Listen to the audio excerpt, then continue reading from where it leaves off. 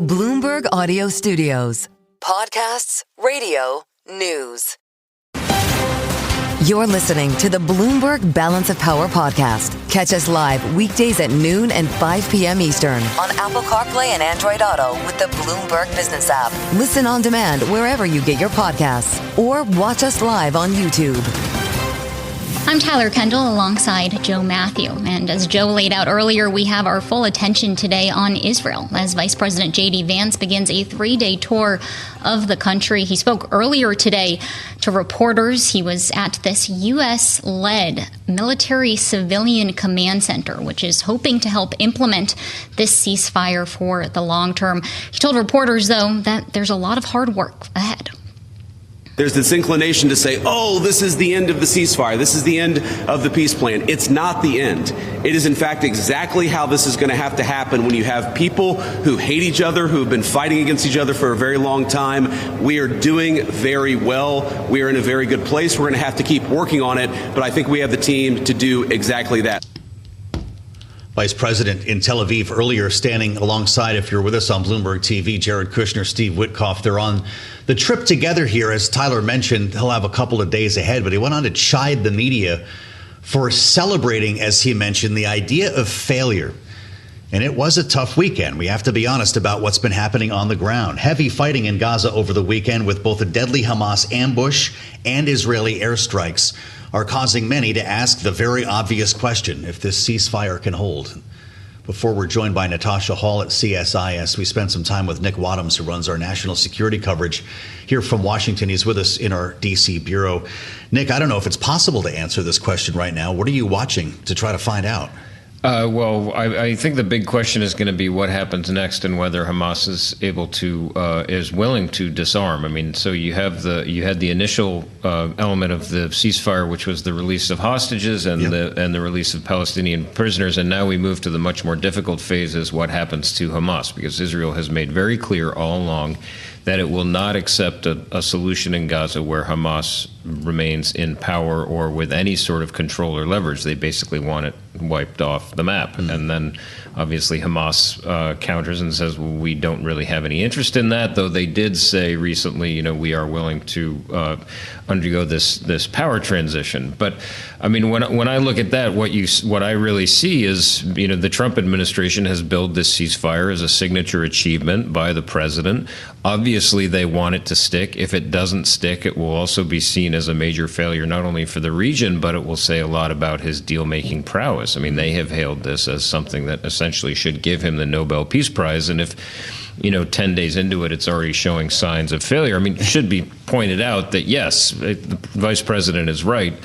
These things do not proceed smoothly a lot of the time, and the challenge is really holding the thing together. Well, let's talk about some of the ways that the administration is trying to make this stick. Can you walk us through what this coordination center entails? We know that about 200 American troops are staffed there, but what does this effort actually look like in practice? What is happening on the ground, as we know that the vice president is visiting with this center today? Right. I mean, he's there really for as a symbolic show of support and trying to, I think, send a message to both sides. Listen, Vice President is here.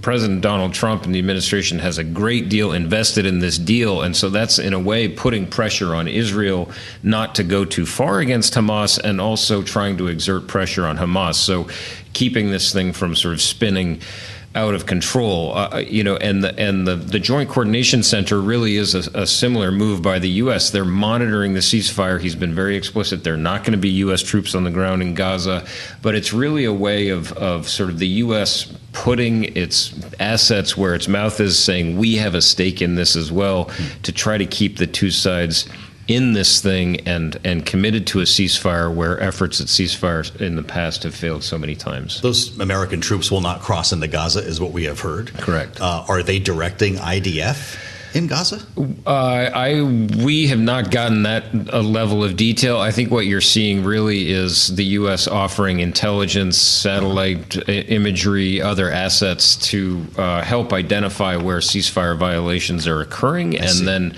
bringing U.S. advice and involvement. I mean, the U.S. Central Command has been involved a great deal. For example, when Israel exchanged fire with Iran, Israeli armed forces were consulting with the U.S. military over what to do and how to respond. So there is a deep partnership between the U.S. military and the Israeli military, and has been very explicitly in the last couple of years. So I think what you're seeing is a continuation of that. Mm-hmm. In the final minute we have you, I want to turn to another foreign policy issue, which is that we had this redhead on the terminal. People familiar telling Bloomberg News that European allies are working with Ukraine to prepare a 12-point peace proposal. Now, it was interesting to me because it mirrors a little of what we've heard in Gaza, including that President Trump could potentially lead a peace commission that would oversee the ceasefire. Just top lines here. What do we know about what this plan would entail if it goes through? Well, I think what you're really seeing is a European effort to essentially set the terms of a potential Ukraine deal along the lines of what President Trump had done in Gaza to try to mimic that. It would offer some form of security guarantees for Ukraine, but really what this is an effort by the Europeans to get involved and say essentially, okay, here's a potential proposal that we could get both sides to agree to.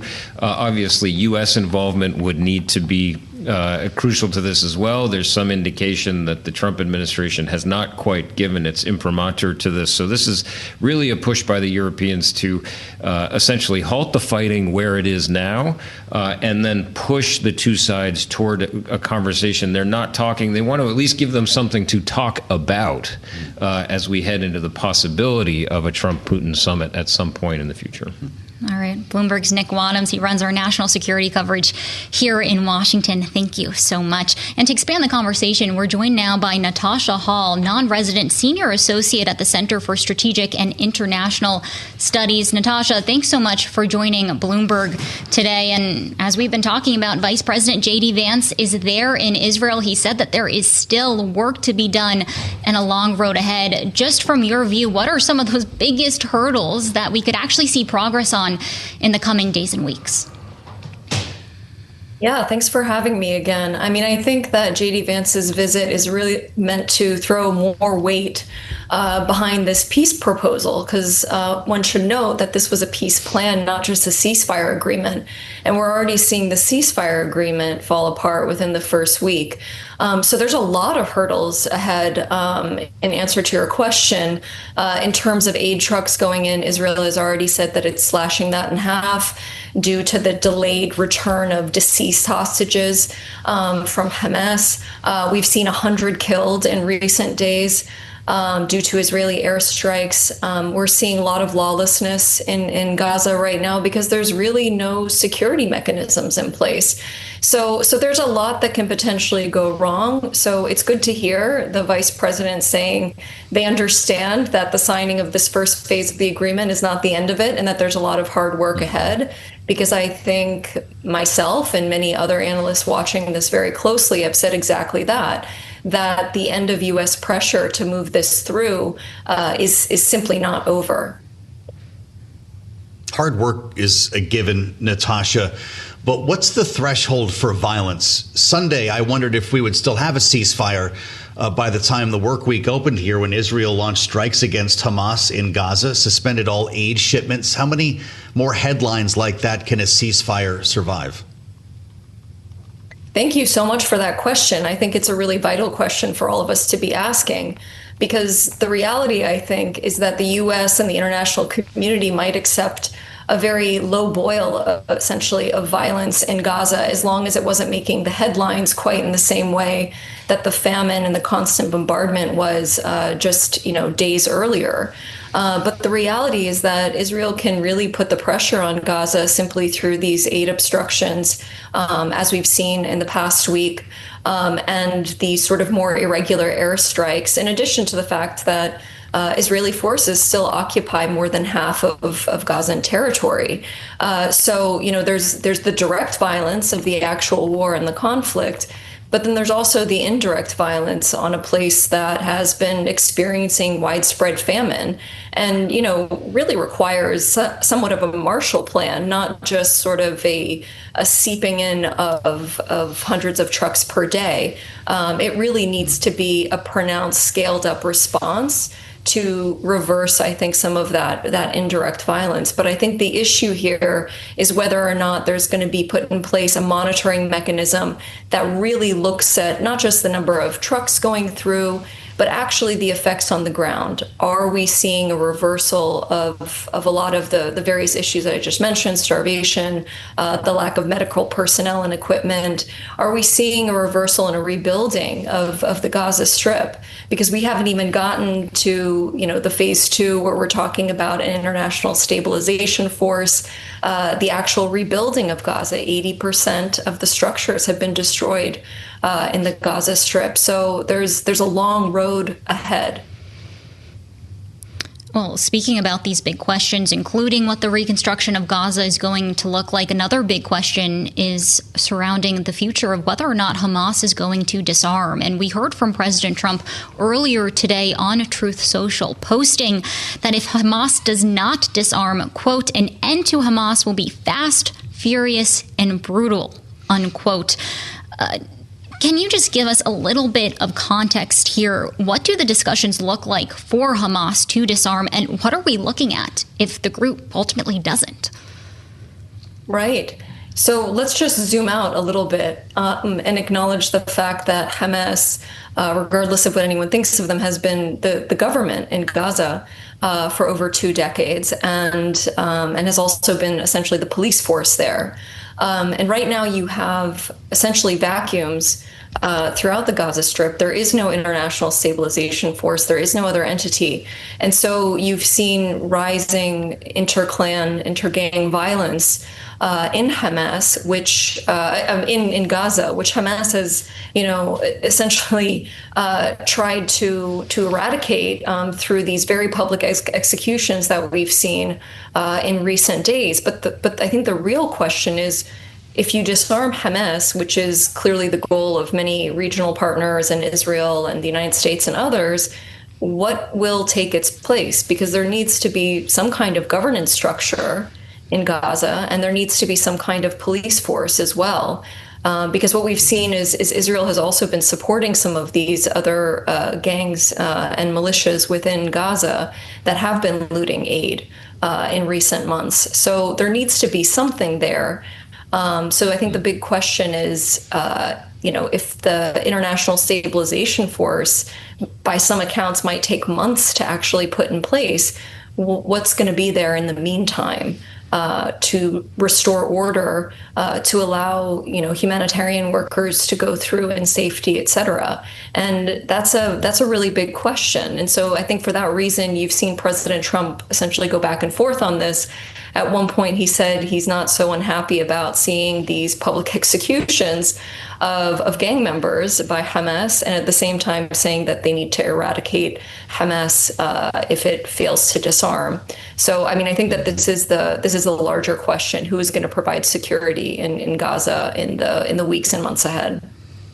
Natasha, the president said a lot in that post at 9 o'clock this morning, including numerous of our now great allies, as he called them, in the Middle East and areas surrounding the Middle East, have explicitly and strongly, with great enthusiasm, informed me they would welcome the opportunity at my request to go into Gaza with a heavy force and straighten out Hamas if Hamas continues to act badly in violation of their agreement with us. I'm just wondering your thoughts on the neighbors, as the president likes to call them, in light of the headline today that the Saudi Crown Prince will be visiting the White House next month. What will that meeting bring?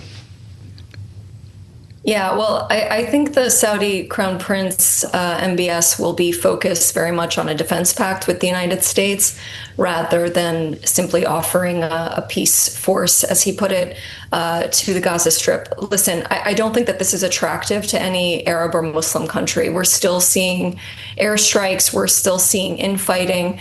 This is not an area that I think any Arab or Muslim country would want to inject their own forces into, because it's not really peacekeeping. It's peace enforcing, which one could also say is fighting. And so I think that that's the big issue today. It's probably not going to be a majority force from oil-rich nations, but it's probably going to be from Egypt and other countries that actually stand up a pretty major military elements, or have a a larger military to offer to the Gaza Strip. But I think that remains to be seen, again, what those forces will entail. We haven't even really talked very much about how much money these oil-rich countries are willing to inject into Gaza, which is going to take about $50 billion or more to reconstruct. So, again, I think we're a long ways off from seeing Saudi forces in Gaza. Natasha, thank you. It's always a pleasure to spend some time. Natasha Hall at CSIS, the Center for Strategic and International Studies. We've got our eyes on the Rose Garden Club. We're going to assemble our panel next, right here on the fastest show in politics. This is Bloomberg. Stay with us on Balance of Power. We'll have much more coming up after this.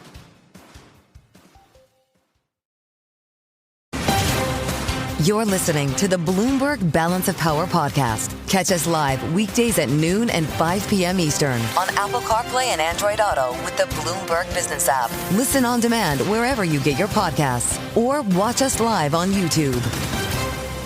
We have one eye on Pennsylvania Avenue, where today President Trump welcomed Senate Republicans. They spoke about a range of issues earlier, including what's been an expedited process for confirmation of some of President Trump's nominees. But of course, top of mind has been the government shutdown, which is now officially in day 21, with little sign that there is any progress towards a deal to reopen. Now, President Trump addressed this earlier, saying that it is all about partisan politics. Unfortunately, in a craven and pointless act of partisan spite, Chuck Schumer, who I've known for a long time, and the radical left Democrats are holding the entire federal government hostage to appease the extremists in their party. President Trump reading prepared remarks in the Rose Garden, or the Rose Garden Club, as he likes to put it, a short time ago, where Republican senators have gathered in the sun today to celebrate unity. The president inviting them to talk about holding the line on the government shutdown and helping to pass his nominations in the Senate, which have been moving on a bit more. And we've got a new wrinkle on that we'll mention to you. The president's nominee to run the special counsel's office could be in trouble. His hearing is set for Thursday, and we've got another potential text scandal, it looks like. But on day 21, we are still talking about a shutdown with no end in sight.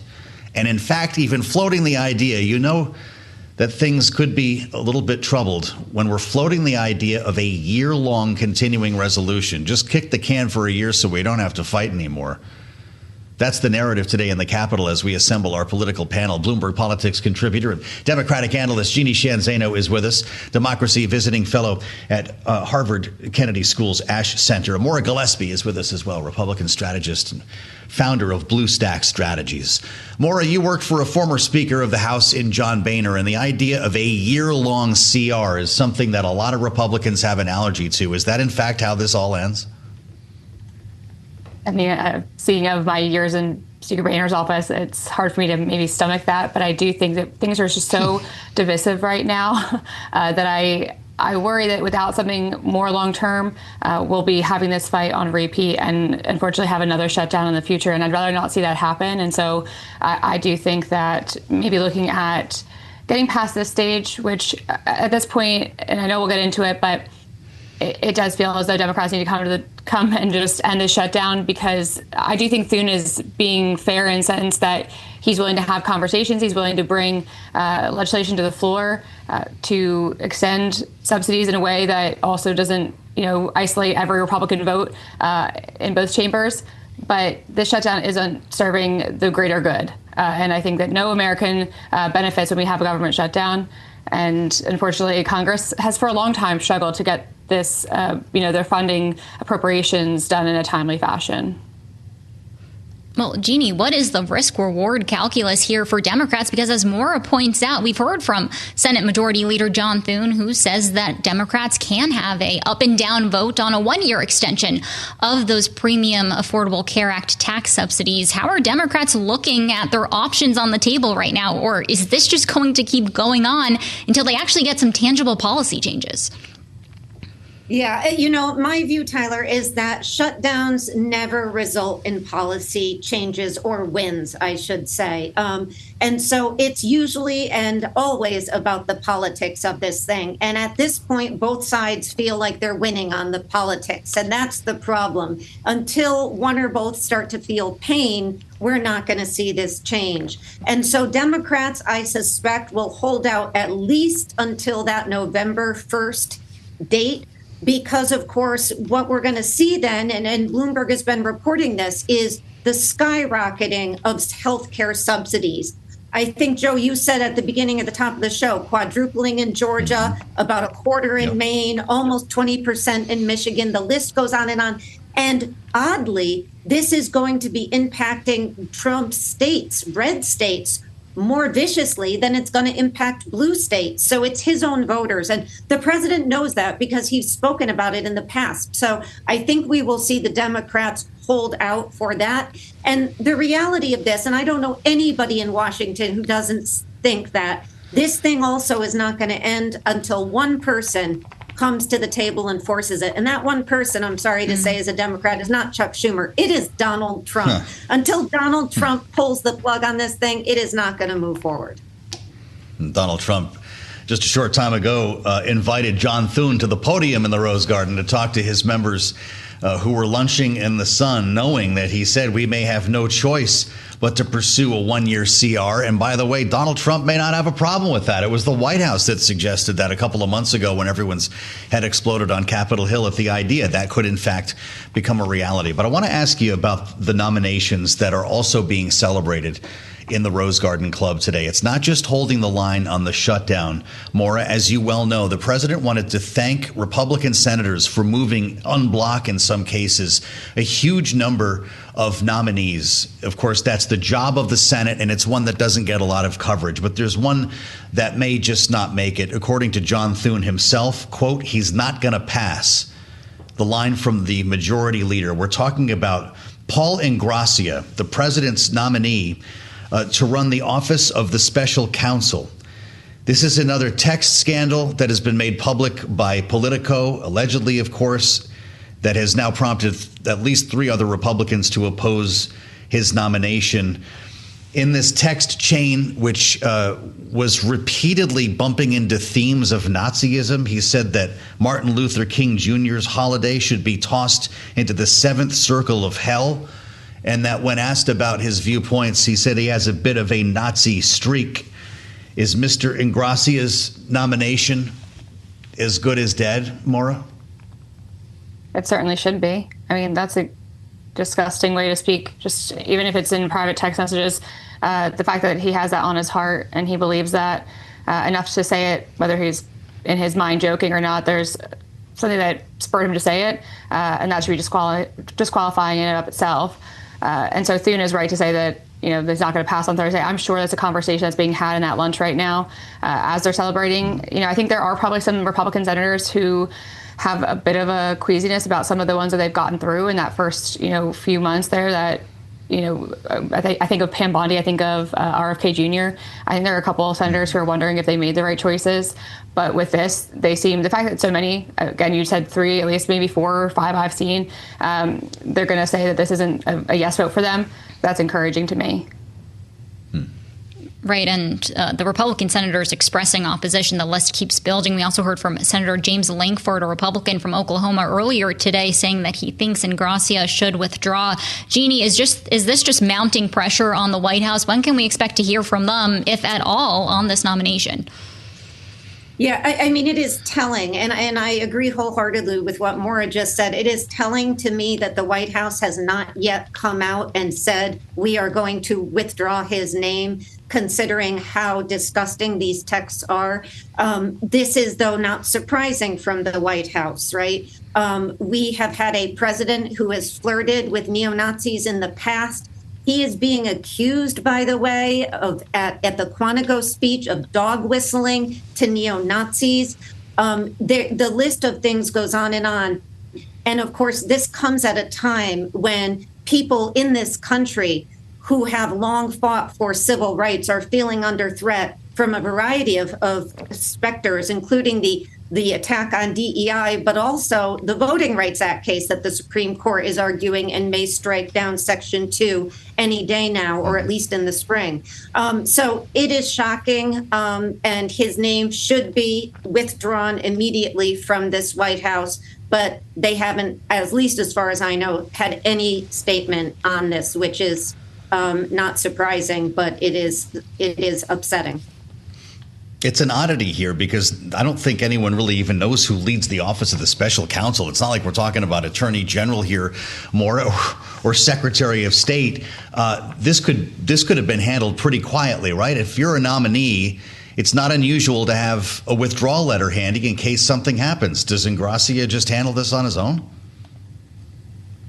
I mean, I don't know. I think when you look at some of the Trump White House, either whether they're candidates or acting positions, they have all mostly decided to go with the Trump method of doubling down, tripling down, and holding firm, and more or less hoping that the president will back them, and then the public scrutiny and our distaste for it will subside because something else will come and distract us from their issue. And unfortunately, I do think that's probably what he is holding out for. He's waiting for direction from the White House. He's not going to back down on his own accord, which speaks more about him and his own personal moral compass than anything else. But I do think there are some people in the White House who should have acted and have not done so yet, and maybe today's meetings with Republican senators giving the president a real picture of what's going to happen on Thursday may help spur that action to take place today.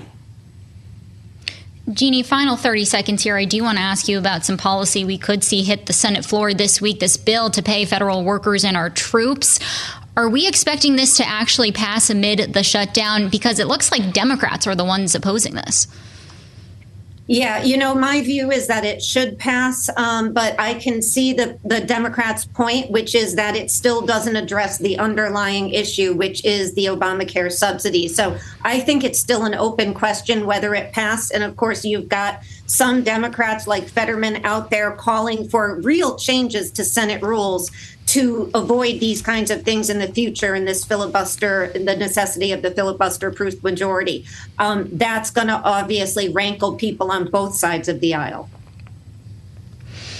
All right, our political panel today, Jeannie Shanzano and Maura Gillespie, we thank you both so much for joining, as always. And Joe, we did get a redhead on the Bloomberg terminal moments ago. President Trump's administration is involved in talks for a U.S. company to access one of the world's largest untapped deposits of tungsten in Kazakhstan. That's right. News coming from Kazakhstan, potentially by way of the White House. We'll keep tabs on this for you.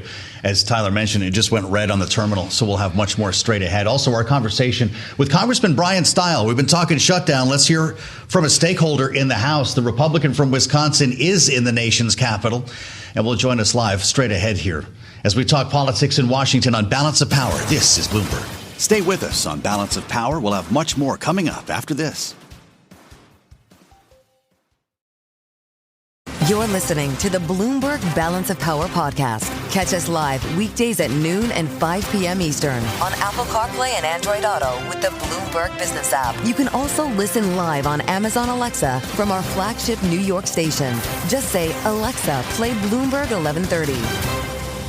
With our eyes on Capitol Hill and a government shutdown that is now 21 days old. Maybe you've stopped keeping count at this point because nobody seems to see light at the end of the tunnel. We do see some important dates, though, including the next paycheck fulfillment for our military, our active duty military, remembering that $8 billion that the president managed to find to pay the troops only covers a single pay period. You've also got federal law enforcement, and there's a piece of legislation that's going up in the United States Senate that would address some of this. It's just not expected necessarily to pass. As we told you yesterday, Democrats are not on board, just like they are not on board with the continuing resolution.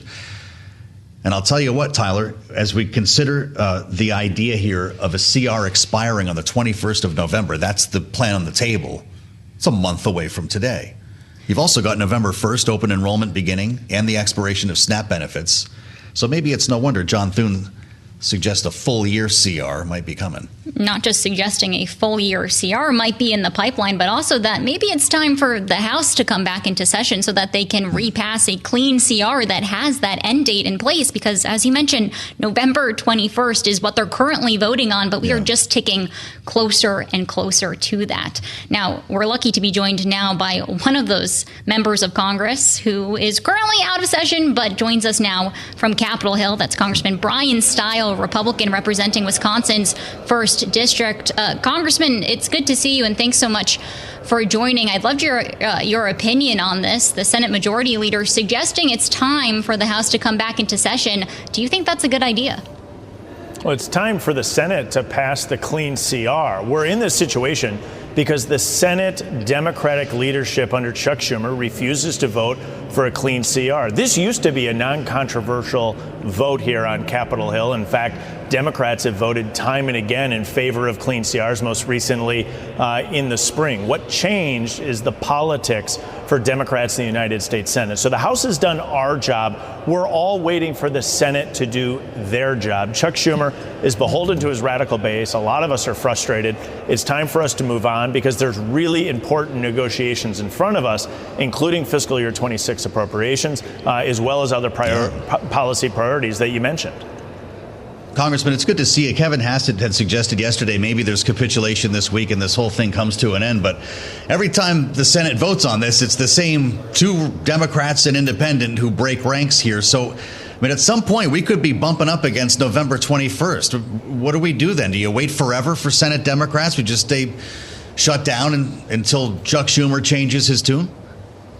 Well, the consequences of the Schumer shutdown continue to build.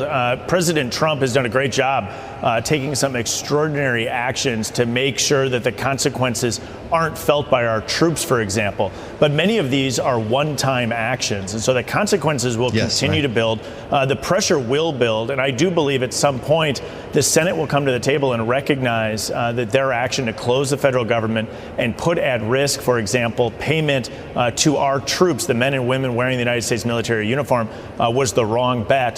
The sooner we come out of the shutdown and begin the substantive negotiations on fiscal year 26 approach as well as other policy priorities, the better off we are. Well, the White House has come to the table on some of these really critical issues like military pay for the Coast Guard, also finding that supplementary funding for that key federal nutrition assistance program that helps women and children. But, Congressman, we hear from Democrats that they want President Trump to come to the negotiating table when it comes to the policy stances at stake here, particularly related to health care. We know he had this luncheon today with Senate Republicans, but do you think President Trump should be getting more involved as this shutdown drags on? Well, I think, again, the challenge here is we put forward a clean CR now, as you noted, weeks ago, passed in the House. We're 3 weeks into a shutdown. We should be 3 weeks into the CR, utilizing the time that we're burning right now to negotiate those policy priorities. Many of these have year-end deadlines, appropriate conversations for us to be having, but we should be doing that in the context of an open and operational government. Again, the House did our job. The Senate is running into filibuster challenges. Senator Fetterman is even calling now and saying maybe we have to overcome that because a minority of United States senators are standing in the way under the leadership of Chuck Schumer from reopening the federal government. You've seen what's going on with the premiums here, Congressman, and I know that you're careful not to conflate this debate with that of government funding. But we saw a couple of states this morning in Georgia where I know Congresswoman Marjorie Taylor Greene has been making some noise here. Obamacare premiums could rise as much as 4 times. They could quadruple. In Maine, plans will see premiums up an average of 24%. In Michigan, could surpass 18%. And that's before factoring in the expiration. What would it mean for people looking at their subsidies rise in Wisconsin? Well, I think what we see as the data continues to come in, that the Affordable Care Act was anything but affordable for the American people. The program the Democrats put in place, and again, the Democrats set the sunset date themselves. This was a Democrat decision to sunset it at the end of the year. But what we continue to see is challenges inside the structure of the program. There is plenty of evidence of the waste, fraud, and abuse inside this Democrat-created program. There's a Treasury report that came out under President Biden that identifies the significant flaws inside these premium credits that go back to insurance companies as to why it's structurally unsound. So at an absolute minimum, we would need to make meaningful and substantive reform in the program. But again, these are the conversations and the debates that we should be having right now on Capitol Hill. Instead, we're shut down, all because Chuck Schumer and Democrats in the Senate refused to open the government with a clean CR to allow these negotiations and debates to take place. Well, Congressman, Joe just outlined one of the potential impacts for constituents. Another has to do with economic assistance for farmers. A senior administration official tells me that's currently been delayed because of this ongoing shutdown. I looked up the stats. The USDA estimates Wisconsin farmers produce $1.3 billion worth of soybeans each year. This is, of course, at the center of this issue, as China hasn't imported any U.S. soybeans so far this harvest season. I'm wondering if you're in any discussions with the administration on what this aid package might look like. Are they talking with Congress on this, and any update on when it could be rolled out? I had a long conversation with two soybean farmers from Wisconsin yesterday talking about this exact challenge. The short-term fix may be that type of a subsidy, but the long-term fix is getting trade agreements in place and having China once again purchasing U.S. soy. The U.S. soy exports are heavily dependent on the Chinese markets. The broader trade negotiations that we're having is causing concern. I'm of the view that we have a huge opportunity here to work with our allies, hold China accountable, and then strike the trade deal. I think President Trump's in a position to do that. The short-term fix may be providing some level of assistance. The long-term fix is striking these trade agreements to the benefit of American workers and farmers. Congressman, we appreciate the insights as always. That's Brian Stile, Republican congressman from Wisconsin, who chairs the House Admin Committee, and always a pleasure to have the chairman with us as part of our conversation here on Bloomberg. Tyler, there's more breaking news. You mentioned it very quickly. We're learning more about tungsten than some of us have ever known. When we start talking about rare earths and rare minerals that are used, in this case, in the manufacturing of defense equipment and other critical technologies, this is a big one, a chemical element. If I bring you back to chemistry class, it has the symbol W. Its atomic number is 74, and it has the highest melting point of all known elements, which is why, Tyler, this is one of the most sought-after ingredients for weapons manufacturing, especially when it comes to building rockets. Right, exactly. And this headline appears to be underscoring the administration's push to try to bolster its own supply and position in the critical and rare earth market to really compete with China ahead of this really important meeting next week between President Trump and Chinese President Xi Jinping. Yeah, that's right. Joe Doe is writing about this right now on The Breaker, and I hope that Joe doesn't mind us interrupting his coverage here in the clutch. Bloomberg News economic statecraft reporter. Joe, it's great to have you. This is a big one, of course, as we remind ourselves that all roads lead to China. Yeah, exactly. It, in a lot of ways, is just another thing that really kind of emphasizes this this ongoing trade war between the United States and China, which we have seen escalated now in recent weeks. Tungsten is just another one of those critical minerals that the Defense Department needs more of, and that the U.S. has said, listen, we need to wean our needs off of China specific. Joe, let's connect the dots here and look at the broader picture. Yesterday, the U.S. and Australia inking this $8.5 billion cooperation agreement when it comes to critical minerals. Does this mark perhaps a new era for the administration as it is looking at supply chains? Because up to this point, we've really seen them focus on domestic projects, right? I'm thinking MP Materials, Trilogy Metals, things like that. Right. But now it looks like we're kind of pointing outward. Yeah, I think, this is one of the things we had been talking about recently, which is we had reported at the end of September that there were a group of mining companies from Australia in the U.S., in D.C., in the middle of September, and they were talking to senior Trump administration officials who had been saying, look, we're looking for warrants in companies, we're looking for offtake agreements, and when you can, bringing your processing or production here to the United States. And one of the things that we noted when we had that scoop was this is a very serious indication that the administration is looking at foreign companies. And the scoop that we have out now with tungsten says that Howard Lutnick himself has been facilitating talks with the U.S. private company and the Sovereign Wealth Fund of Kazakhstan. Again, so that's another non-U.S. based deposit. And it's showing that maybe the Trump administration, when it comes to these critical minerals, supply chain, permanent magnets, everything else, are saying, you know what, nearshoring might be an important aspect of this whole thing. We can't just do it all here. We've been seeing a pretty interesting turn in some of the companies that Tyler mentioned, whether it's MP or some of the others that have been on an absolute tear most recently. In fact, MP Materials was up over 400% year to date. Shares of other rare earth companies, USA Rare Earth, Ramaco, are these the new meme stocks, Joe? That's a concern. That's a real concern. There was a note out earlier this week from, I believe it was one of the big banks saying, you know, there is a concern that some of this becomes a bit of a meme stock situation. You have the quote unquote good companies, right? The ones with with substantial balance sheets that have serious operations or deposits that are more than deposits, right? Like actual mining activity.